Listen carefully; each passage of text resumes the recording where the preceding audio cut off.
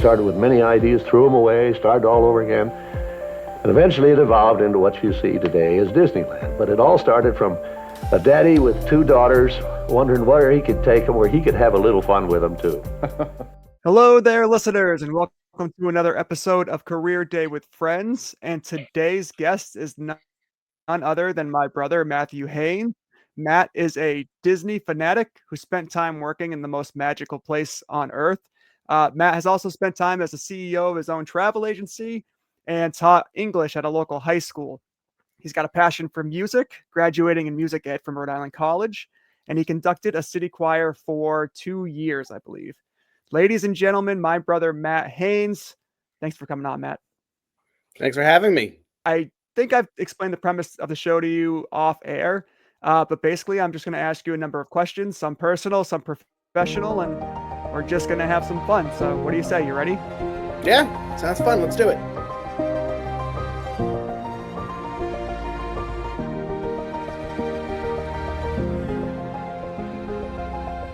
Growing up, you were always wearing some kind of Disney attire, and you were unapologetically you when it came to love of Disney, which is one of the things I respect most about you. Is there an early memory that you can connect to your passion? It would definitely be our first trip to Disney. I don't remember a lot growing up, but I definitely remember our first trip, almost the entire thing.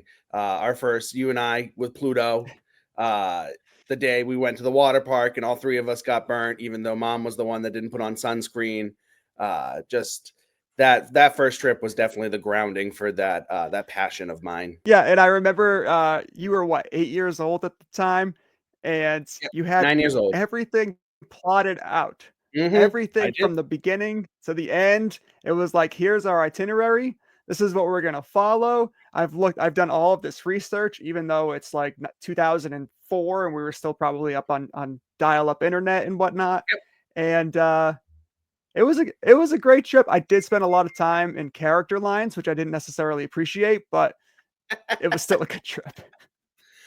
Yeah, I mean, it was our first time. And yeah, it's so funny you say that without the internet. I wasn't even thinking because, yeah, no, our planning was a DVD that they sent in the mail, a CD-ROM that you put into the desktop computer that had its own programmed, it was its own program, and books.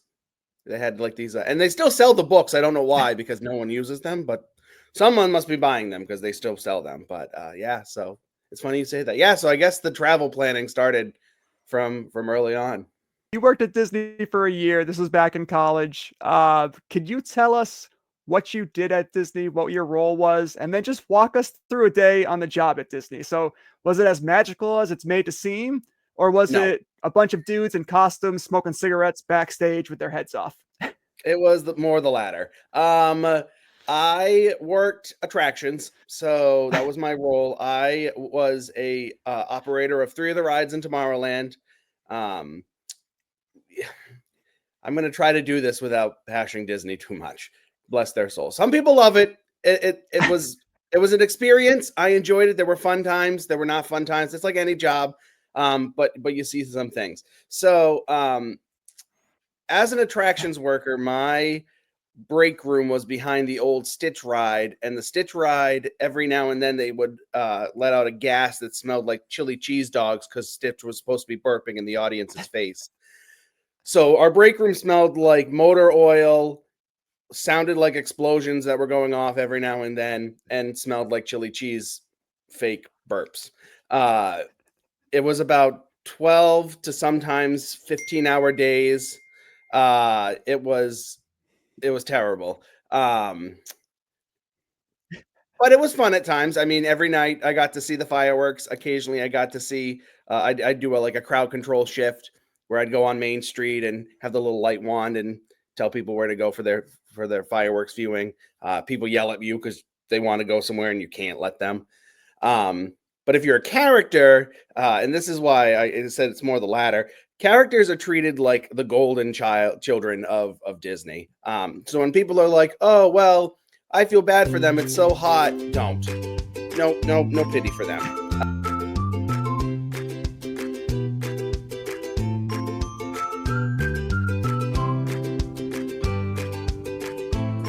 in an 8-hour shift.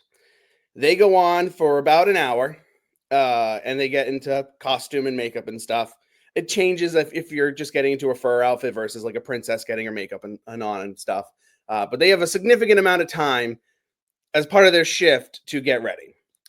Then they go out for about 15 minutes. Now, it's a long time ago, so I might be making up the numbers a little bit. But generally speaking, they would go on stage, so out with the public for about 15 minutes, and then they'd come off stage for 45 minutes. Backstage, they would have frozen yogurt, they would watch movies, and they would have free Gatorade. They would do that for the rest of their shift. So I'm not going to do the math, but think about 8 hours where the quarter of the hour is spent working and the other quarter of the 3/4 of the hour is spent watching movies, staying in character, and eating frozen yogurt and drinking Gatorade. So it was much easier to be a character than it was to be a character than to be an attractions host, where especially I worked in Tomorrowland.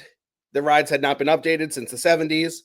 Things were breaking down constantly. It was a time, but hey, I got memories for it. One of my favorite memories is actually, while I was there, the Astros won the World Series, and my ride was the Astro Orbiter. So we shut down the ride one day so they could do a press conference up on the ride. So that was fun. I got to see like the player. I didn't know who any of them were, but the players' families and get them on the rides and stuff. So, but yeah, no, it was a time. So in comparison, character, 8-hour shifts, really like 15 minutes on, 45 minutes off. Yeah. Your job, operator, ride operator, whatever you want to call it, 12 to 15 hours per day. What was it? And I think I know the answer to this, but was it 5 days a week, 6 days a week, 7 days a week? What did that look like? It varied. It usually was, I think, 5. Okay. I think they tried to give us 2 days off a week, but you could pick up shifts. You could trade shifts. I was actually, and this is a little bit different too. I was a part of the Disney College program, so I was an intern. If you are not in the college program and you're an actual employee, it is a union job, so the hours are different, the work experience is different. It's different because it's a union, they have to be different. But for the interns, that they could say, hey, you're doing this because you're a Disney fan and we need cheap labor and we can replace you with the 8 other million people that applied. It's just going to be different.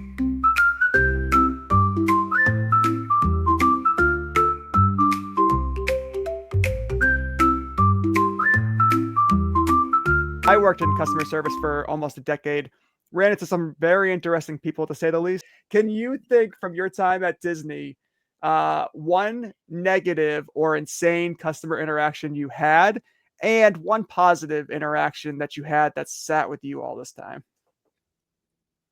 I don't know how often. I'm going to say maybe once a week, but it could be a little bit more, a little bit less. Usually happens at the Haunted Mansion, but people habitually dump their relatives' ashes in Disney, just anywhere. Usually it's in the Haunted Mansion because they want them to be part of the ghosts and whatever, but it is very not uncommon to have people come and dump your ashes in a whatever. We have everything in Disney was a code. So like code V, instead of saying, hey, someone vomited, there's a code V. We had code A, code Ash, but we lovingly called it code Grandma. So I walked by my ride one time on my day off and the ride was closed. And when the rides are closed, everyone stands out front to say to people, hey, we're closed, whatever. Get the people yelling at us saying you ruined my vacation because the Buzz Lightyear ride is closed. And I said, what? Oh, we're closed. Okay. What happened? And they're like, we have a code Grandma. And I was like, what? Now, here's the context of this ride. This ride was built in the 90s based on the 90s animated Buzz Lightyear TV show that probably no one remembers. The ride is breaking down. Like it is not sentimental at all. It's not Dumbo. It's not Big Thunder. It's not any of like the classic attractions. It is literally a janky, broken down Buzz Lightyear shooting ride that someone took out the urn and went and just dumped all over the car. So when that happens, they have to bring someone in with basically a Ghostbuster hazmat suit, and they vacuum up your relative. So if you want to dump your relative in Disney World, they're going to spend eternity in a vacuum. So as part of my job and our jobs was we would shut the gate of the door as it was going by, because it was all automatically on. It was what's called an omni mover, so it was always moving. We would shut the door. So they clean up the rides, all that. My friend is shutting Mhm. the cars, and she goes, "What the?" And then starts yelling because they didn't clean underneath the car. So when she went to shut the car with the ashes, there was still all this ash dust underneath. So her hand was covered in this person's grandma. Um, and I then I love it. do remember, as a nice one, I actually got a like tweet. Someone tweeted out to the company for me. There was music playing on Main Street, and one of the days that I was doing crowd control, I actually started like ballroom dancing with someone on Main Street, and they gave me a little award for it. So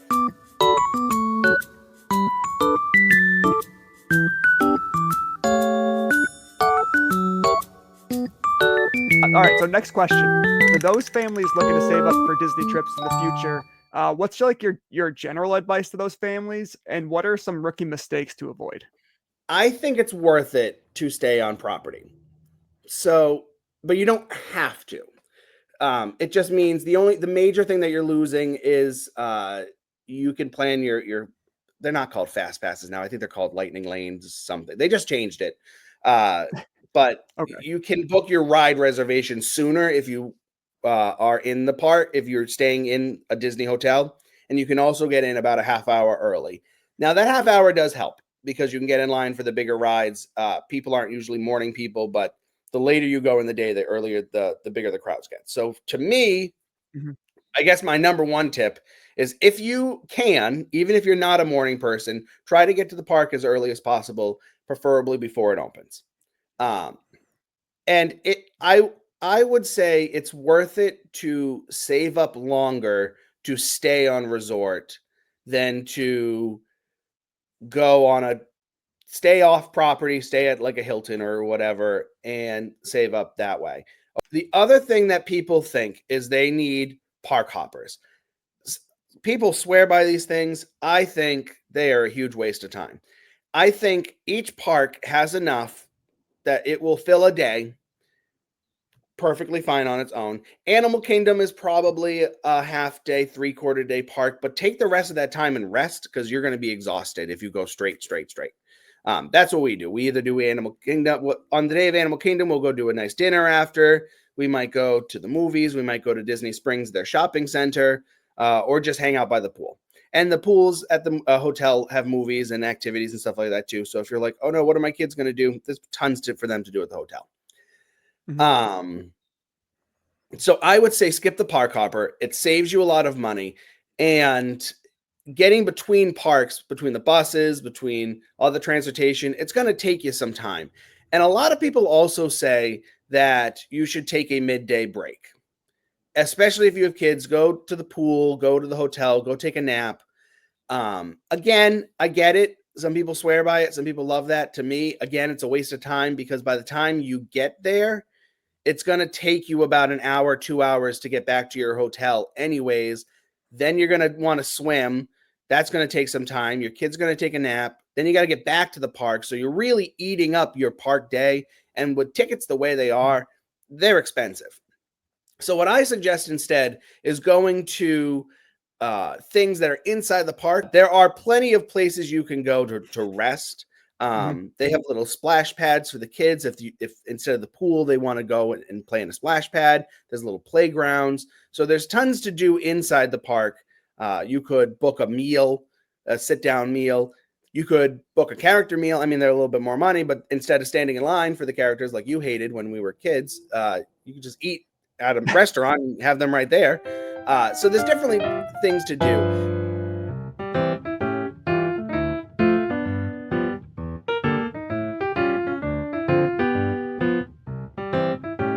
Or if you're not terrified of the ocean, a cruise is a significantly better deal. And it used to be that you could go to Disney World so much cheaper than a Disney cruise, but that's not really the case anymore, especially if you're a family. So you actually could make out better having a very similar experience on a Disney cruise, and then yeah, you're not riding like roller coasters and stuff per se, but you're still getting the entertainment. You're still getting the movies. There's a movie theater on the ship. You get to see the characters still. You still get to see the shows. You still get to see fireworks. They do fireworks on the ship.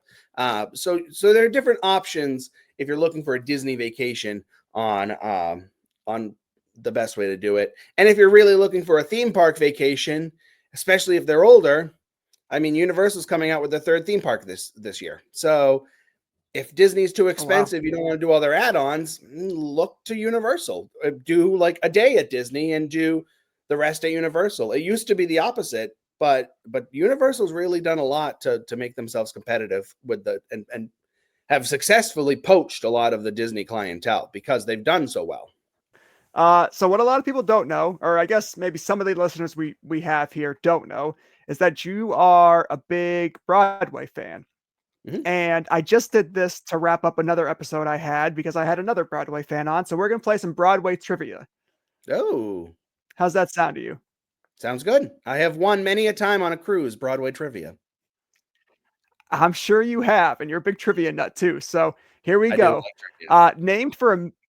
Named for a major Midwestern city, what long-running Broadway musical features songs like All That Jazz, Cell Block Tango, and Mr. Cellophane? Chicago. Nailed it. Next one. With over 10,000 performances, what spooky performance is the longest-running show in Broadway history? Oh, Phantom of the Opera. Yes, 2 for 2. Number 3, Harold Hill sings I Love You Madly, Madly, Madam Librarian, Marian in the song Marian the Librarian. And what classic and alliteratively titled Broadway musical? The Music Man, which I was in. I was Mayor Shin. Yes. Yeah. Oh, wow. Nice. Yep. Was that in your high school days? It was. Yep. I had a 30-second costume change because they also wanted me in the opening number. So I went from one 3-piece suit to a second 3-piece suit in a matter of about 45 seconds. Brett, that's one of your finer feats in life. Yeah. Yep. I all get out my clothes featuring- really quickly. I'm also single. All right, question 4. All featuring in the new Broadway jukebox musical and Juliet, the songs Stronger, Overprotected, and Baby One More Time were all originally performed by which pop star and icon of the 1990s? Oh, I have no idea. Britney Spears. I have no idea. Oh, you got it. Did I really? You did, yes. All right, got 2 more. You're at 100%. Here we go. Played by Frank Sinatra in a film version, Nathan Detroit is a gambling boss in what classic 1950s Broadway musical? Guys and Dolls. Yes. All right, 1 more. Here we go. What famous Nebraskan got his start in show business dancing with his sister Adele? After working in vaudeville, they first performed on Broadway in 1917. He later had an extensive film career. Oh, I have the only, and this is not wrong, and this is not right, and I know he's not from here, but he was just in Oklahoma, so I'm going to say Hugh Jackman. It's not Hugh Jackman. It's not. We're talking 1917, Matt. Oh, you said 1917? Oh, I have no clue. You will. All right, so you almost made it. I think you were 83%. All right, last guess. Here we go. That's good math. No, I have no idea. Charlie Chaplin. Fred Astaire. Fred Astaire. Okay. Fred Astaire. And that's it, dude. Thank you so much for coming on. This was a lot of fun. I hope you had fun. And I love you. I appreciate you for coming on. And you're just a good dude, man. You've done a lot of things in life. You kind of just like, you have a passion for something. You go, you follow it. And I really respect that about you. Thanks. I appreciate it, man.